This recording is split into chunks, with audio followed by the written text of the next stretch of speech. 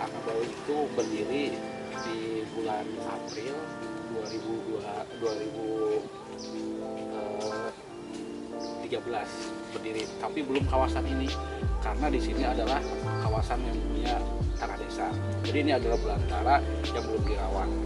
Nah, 2000 setelah 1 tahun kita mulai untuk tanaman rumput karena saat itu kita menggunakan ada sapi, jadi kita tanaman rumput. Nah, seiring berjalan itulah keinginan untuk tanam jenis tanaman yang lain. Di antaranya yang pertama kita tanam adalah pepaya. Jadi 2016 itu terkenal namanya Jajang Pepaya. Disinilah pertamanya pepaya dimulai. Terus berikutnya lagi ada kesulitan. Kenapa menjual? Ada suatu hal yang menjadi pengalaman motivasi saya. Saya tanam sekitar 2000 pohon dan saat itu tidak laku karena mereka belum mengenal. Akhirnya pada suatu saat pas sholat Jumatan itu kita bawa beberapa setengah mobil, kita bawa sholat Jumat. Sepulang Jumat, pas bubar Jumatan itu kita bagikan. Jadi kayak momen berbagi kayak gitu ya, momen Pak berbagi, ya? kayak momen berbagi. Begitu pas habislah pepaya tersebut. Nah, berapa hari kemudian banyak yang datang, Bu, ke tempat kita dan nanyain, Pak, saya punya kios buah di Bandung. Oh, Pak, saya punya kios buah di Jatiwangi. Pak, datanglah mereka. Subhanallah, begitu kita memulai dengan berbagi, akhirnya ada juga celah seperti ya, itu. Pak ya? Luar biasa banget. Nah, berikutnya perjalanan itu terus ke arah peternakan juga. Kita mengembangkan sapi, kambing, domba, terus tanaman-tanaman yang lain. Nah, harapan ke depan pengen menjadi agrowisata. Nah, kenapa pilihannya adalah tanaman pepaya? Karena kalau kita main-main ke hotel, itu yang ditemuin makanan itu Pasti pepaya pasti ya, Pak pepaya. ya? Selalu ada itu. Selalu Pak. ada. Di hajatan pun Selalu pepaya ada, juga. betul, Jadi betul. pepaya merayat, Bu. Akhirnya kita pilihlah pepaya. Dan sekarang kita menjadi komoditi unggulannya adalah pepaya. Padahal namanya ini Kalina IPB, tapi karena di kita orangnya pengen kayak ke barat-baratan, namainlah pepaya California. Iya. Padahal namanya Kalina gitu. Oh, nama Dan aslinya ya? tumbuhnya juga di Majasuka, bukan di California. Oh, berarti ini bibit asli dari Dari IPB. Majasuka. Oh, Dari IPB bibitnya dengan nama dagangnya Kalina IPB 9. Nah, begitu kita mulai, nah akhirnya kita menemukan pasar, Bu. Pasar yang kita isi sekarang itu yang pertama adalah Superindo. Seluruh Superindo di Cirebon dan Bandung. Luar biasa ya, Pak. Alhamdulillah ya. Yang kedua adalah Jogja. Dan incaran kita adalah Johnson ya. Johnson kan harga lumayan. Nah, jika teman-teman di lapangan harga pepaya di pasar kita kan cuman berapa? 7.000, 5.000. Iya, Pak, Kalau 5.000. saya alhamdulillah diterima oleh Superindo sekarang di kisaran 8.000 sampai 10.000. Lumayan juga ya, Pak. Jauh Lumayan. juga ya sama harga di pasaran. Lumayan biasa juga. ya. Padahal jenis yang sama ya. Iya. Jenis yang sama. Terus yang keduanya itu kita juga ini udah mulai uji sertifikasi. Jadi sertifikasi kebun kayak kita udah dapat juga gitu. Jadi lebih aman lah. Kalau luas arealnya ini ada berapa hektar, Pak? Untuk yang di sini kita ada 3 hektar. Kebetulan semua tanah desa. Tapi yang ditanami pepaya hanya sekitar 5.000 meteran. Nah, karena yang separuhnya lagi yang paling banyak kita ada yang di Mitra, ada yang di Cirebon. Itu di mitra gimana ya, Pak? Kalau dengan Mitra, bibit dari kita, terus SOP dari kita, nanti kita beli lagi. Kayak sewa ke petani gitu ya, Pak ya? Jadi kayak jaminan pasar ya, kayak off-taker gitu. Jadi dari kita bibitnya, SOP-nya sama mereka gitu. Gini Pak, terus peluang apa sih Pak yang bisa Bapak ambil dari tempat ini? Terus ada nggak sih pengaruh ke masyarakat setempat khususnya di Desa Majasuka gitu dengan adanya tempat usaha Bapak ini gitu Pak? Efek multiplier. Iya. Oh iya. Begini Bu, komoditi yang unggulan kami kan ada pepaya, ada labu madu, jambu kristal, kemarin sama pisang gajah. Nah, saya berharap bahwa dengan terbentuknya agrowisata yang di dalamnya adalah pure bisnis untuk berisi di supermarket tersebut beberapa pasar. Nah, saya berharap masyarakat sekitar yang berminat itu bisa melihat peluang ini gitu, bahwa di kampung pun kita bisa bertahan hidup dengan adanya tanaman, tanah yang terbengkalai, bisa menjadi produktif. Nah, untuk pemula misalkan, teman-teman milenial nih barangkali mau mencoba untuk tanaman-tanaman buah-buahan di sini, entah labu madu, jambu kristal, ataupun nanti pisang, ayo bisa berkunjung ke tempat kami. Nah, karena di sini juga mengadakan edukasi. Nah, salah satu kegiatan dari P4S ini ada juga dari Anabawi ini adalah P4S.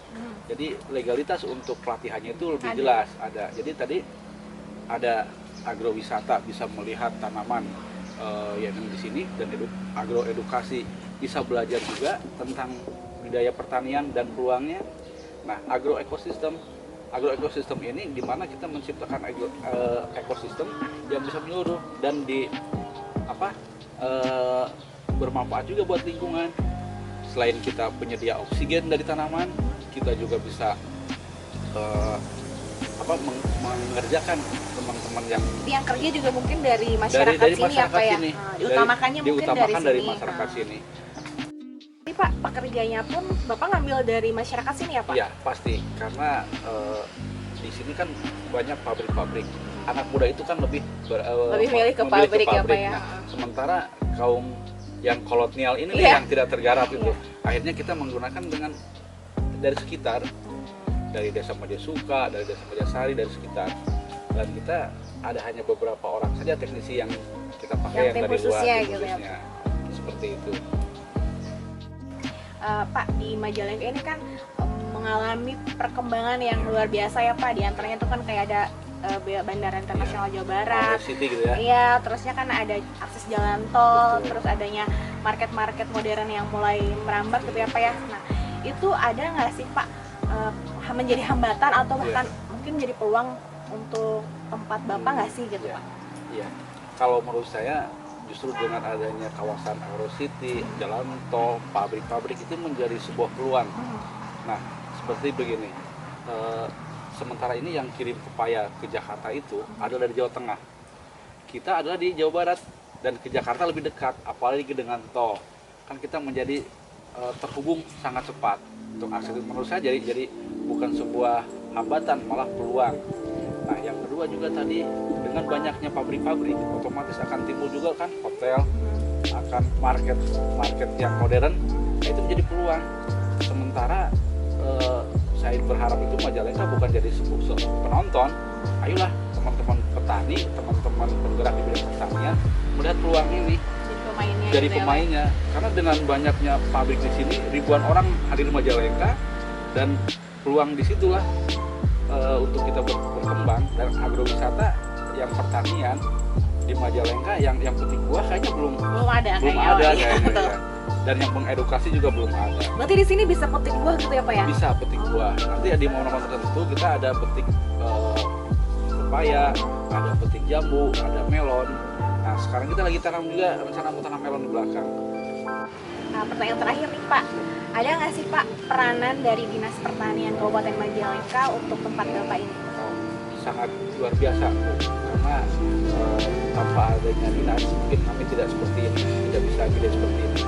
Salah satu syarat untuk masuk ke supermarket itu ada registrasi kebun, di mana di registrasi kebun itu mensertifikasi dari lahan sampai ke buah. Nah, jadi dari disitulah kita bisa masuk ke supermarket itu, market yang modern ya.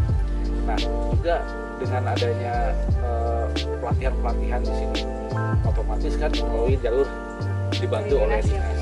Itu saya sangat berterima kasih dengan kehadiran dari dinas itu. Maaf nih Pak, mau tanya, kenapa sih alasan Bapak memilih pepaya untuk dibudidayakan di ekowisata ini?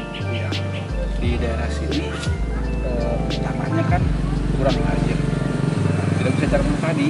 Akhirnya kita pilih dengan pepaya, karena selain pasarnya juga kita bisa ciptakan. Nah, pepaya alasan yang paling utama adalah untuk wisata juga, bisa petik buah, dan tanaman yang paling mudah pepaya. Nah, seperti itu. Terus varietas yang ditanam di sini itu menggunakan varietas dagangnya adalah IPB 9. Ini bukan iklan ya, Iya. bukan itu milik mereka, IPB 9. Tapi di pasaran namanya California. California itu orang juga pengen yang ke barat-baratan gitu ya. Padahal pokoknya asli dia suka loh. Apa sih Pak yang membedakan pepaya yang dibudidaya di sini dengan pepaya yang lain? Ya, kalau di sini lakuannya adalah semi organik. Jadi kita di farming integrated ya. Jadi dari tadi peternakan tersebut, di bak peternakan itu masuk ke sini. Jadi tanamannya budidayanya tanaman sehat. Jadi ke pestisidanya jarang. Kita lebih menggunakan organik. Iya. Nah, soalnya gini ya Pak, kalau pepaya ini kan biasa dikonsumsi sehari-hari Iya. gitu kan. Banyak kita temui juga selain dimulai dari meja makan yang ada di rumah sampai Betul. dengan di hotel juga kan kita Betul. menemukan buah pepaya ini. Betul. Kemudian Pak, kalau untuk pemasarannya, Iya. nah pepaya ini udah dipasarkan kemana saja? Betul. Sementara ini, alhamdulillah kita sudah masuk ke pasar modern. Pasar modern terutama di daerah Cirebon sama Bandung. Kita masuk ke Superindo, sama yang kedua adalah Jogja. Jadi alhamdulillah. Nah, akhirnya untuk kualitas yang keduanya kita masuk ke pasar-pasar tradisional. Nah, untuk yang pepaya-pepaya yang tidak bisa kepakai untuk ke pasar, kita sudah menggunakan mall sendiri. Kita dibikin buat pupuk juga. Jadi seluruhnya dari pepaya ini nggak ada yang kebuang. Tadi pasarnya yang kualitas pertama adalah marketnya adalah supermarket ya. Jadi banyak Banyak banget ya. Sampai ke ujung yang paling tidak bisa dipergunakan yaitu ke pupuk. Kita sudah menggunakan pupuknya juga. Nanti kembali lagi kemana? Ke pepayanya lagi. Nah ini kan bisa mensesati buat di budidayanya ya.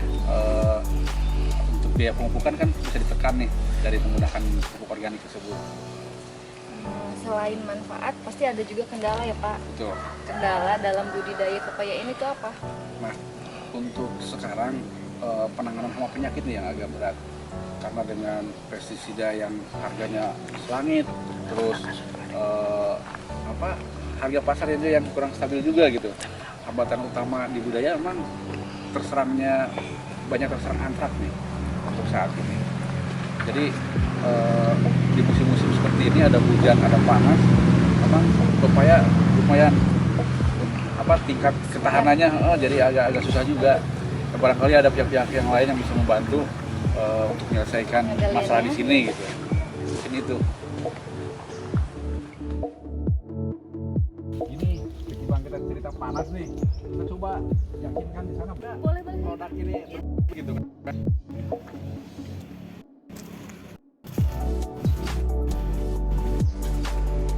Nih, saya bawain nih pepaya yang tadi kita lihat. Kita potong ya. Coba nih.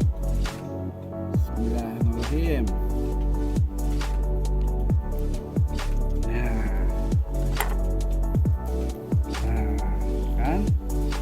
Wah merah ya, ini mah beda ya. Iya ya. Coba nih, mau Warnanya nyoba nih. juga. Mau. Ini kan kalau nyicipin jangan hanya dilihat, merah belum tentu itu manis. Rasanya. Kita coba. Oke. Nih, jamin manis nggak nih Pak? Kita lihat manis nggak nih? Tuh nih. Oke. Ya.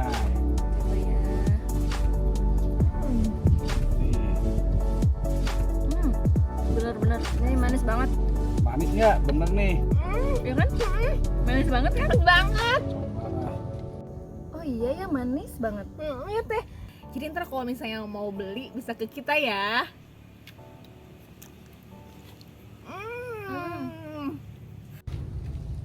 Coba. Mantap. Oke nih untuk teman-teman kaula muda, teman-teman tuh jangan sampai gengsi ataupun malu untuk terjun ke dunia pertanian. Contoh nih Pak Jajang ini sukses di bidang pertanian sejak usia dini. Betul kan Pak Jajang? Siap. Jadi jangan sesekali kita merasa malu jadi petani, oke?